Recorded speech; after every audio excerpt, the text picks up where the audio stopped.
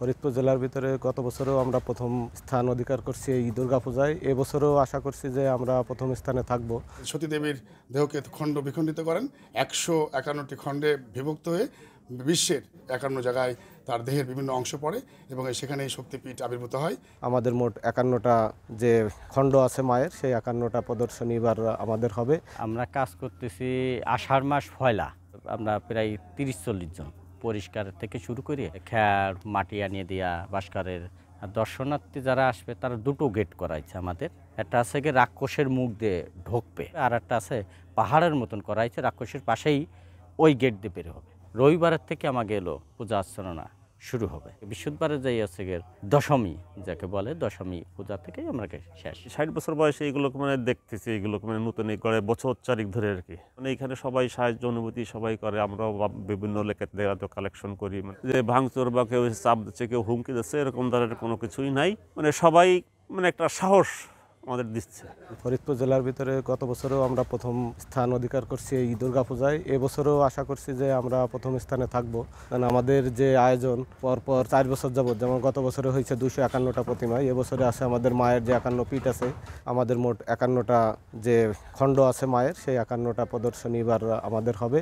আমরা আশা করছি এবার অন্যান্য বছরের তুলনায় এবারের লোক সংখ্যা বা ভক্ত সমাগম বেশি হবে। 4 জন কারিগর অর্থাৎ যারা যারা কাজ করে, তারা 4 মাস ধরে এই কাজ করছে এখানে। এর ভিতরে একজন শিল্পী আছে, ইনি ভারত থেকে আসে প্রতি বছরে আমাদের এই প্রতিমা করার জন্য। শ্বশুর যজ্ঞে আমন্ত্রণ জানায় না, এই অপমান সহ্য করতে না পারে তার স্ত্রী পার্বতী বা সতীদেবী স্বেচ্ছায় দেহত্যাগ করেন। এই খবর পাওয়ার পরে শিব ঠাকুর তার সতীদেবীর দেহ নিজের হাতে তুলে তিনি প্রণৃত্য নাচা শুরু করেন এবং পৃথিবী প্রকম্পিত হয়ে যায়।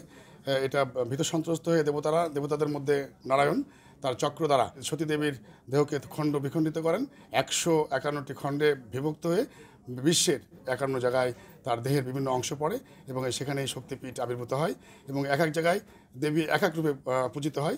সেটাই মূলত আমরা, যেহেতু মানুষের যাওয়ার সুযোগ হয় না, আমরা সেই 51টি পীঠকেই এখানে সবাইকে পরিচিতি করার জন্য, সবাইকে দেখানোর জন্যই আমরা এখানে এই আয়োজন করেছি।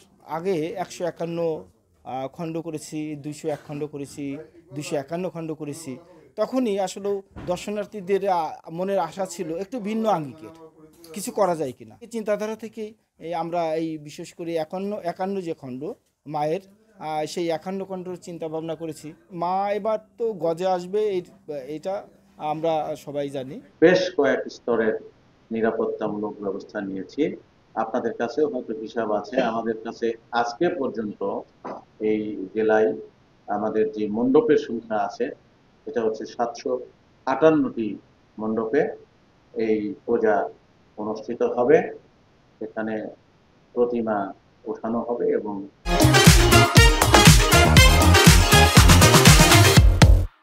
2 তারিখে বোধহয় এই প্রতিমা বিসর্জনের মধ্যে দিয়ে এই দুর্গোৎসব শেষ হবে। সনাতন ধর্মাবলম্বীদের যেই ধর্মীয় উৎসব, আশা করি আমরা খুব নিরাপদে এবং নির্বিঘ্নে পালন করব।